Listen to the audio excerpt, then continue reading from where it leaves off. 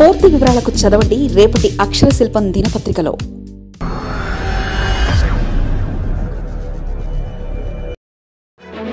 ఈ నెల చంద్రబాబుకు కీలకం.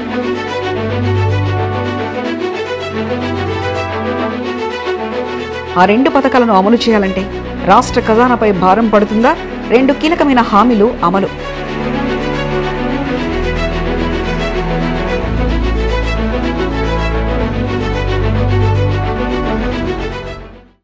ఆంధ్రప్రదేశ్లో జూన్ నెల నుంచి రాష్ట్ర ఖజానాపై భారం పడుతుంది. ఈ నెలలో 2 కీలకమైన హామీలను ప్రభుత్వం అమలు చేయనుంది. ఈ హామీలను అమలు చేస్తామని ఇప్పటికే ముఖ్యమంత్రి చంద్రబాబు నాయుడు ప్రతి సభలో చెప్తున్నారు. తల్లికి వందనం పథకం నిధులను అధికారులు విడుదల చేశారు. ఈ పథకం ఒక్కదానికే దాదాపు 8,475 కోట్ల రూపాయల నిధులను విడుదల చేశారు. తల్లికి వందనం, అన్నదాత సుఖీభవ పథకాలను బడ్జెట్లో ఈ 2 పథకాల కోసం కేటాయింపులు జరిగినప్పటికీ అందుకు అవసరమైన నిధుల కోసం అప్పులు చేయక తప్పదు. అందులోనూ కూటమి సర్కారు ఏర్పడిన తర్వాత తొలిసారి అమలయ్యే ఈ పథకాలను ప్రతిష్టాత్మకంగా తీసుకున్న ప్రభుత్వం వరుసగా ఎన్నికలకు ముందిచ్చిన హామీలను అమలు చేస్తుంది. రైతుల కోసం అన్నదాత సుఖీభవ పథకం జూన్ నెలలో అమలు చేయనున్నారు. ఇందుకు తొలి విడతలో ఒక్కొక్కరి ఖాతాలో 4,000 రూపాయలు జమ చేయాల్సి ఉంది. ఇందుకోసం ఇప్పటికే లబ్ధిదారుల ఎంపిక ప్రక్రియ పూర్తి కావచ్చిందంటున్నారు.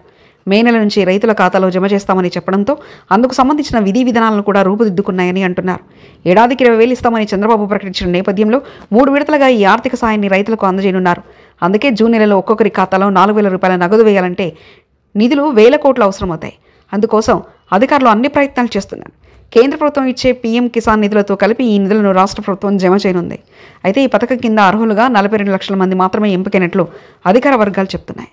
ఇక జూన్ నెలలో తల్లికి వందనం పథకాన్ని అమలు చేయాల్సి వస్తుంది. పాఠశాలలు వేసవి సెలవుల అనంతరం తెరుచుకునే రోజునే ఈ నిధులను జమ చేశారు. అయితే ఇందులో ఏడాదికి 15,000 ఒక్కొక్క విద్యార్థికి ఇస్తామని ప్రకటించారు.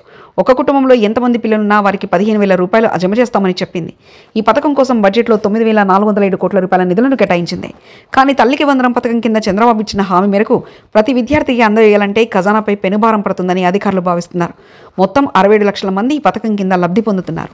అన్నదాత సుఖీభవ, తల్లికి వందనం పథకం పొందాలంటే ఖచ్చితంగా రేషన్ కార్డుతో పాటు ఆధార్ కార్డు ఉండాలన్న నిబంధనలు ఖచ్చితంగా అమలు చేయనున్నారు. అయితే ఒక పథకం పొందే వారిని మినహాయిస్తారా, లేక తెలుపు రంగు రేషన్ కార్డు ఉంటే అన్ని పథకాలు వర్ధిస్తాయా అన్నది తేలాల్సి ఉంది.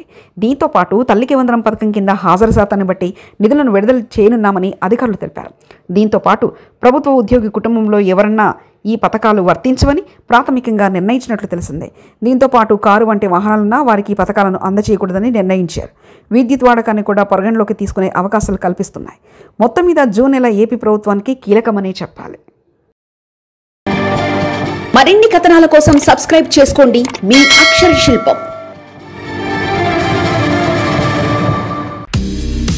పూర్తి వివరాలకు చదవండి రేపటి అక్షర శిల్పం దినపత్రికలో.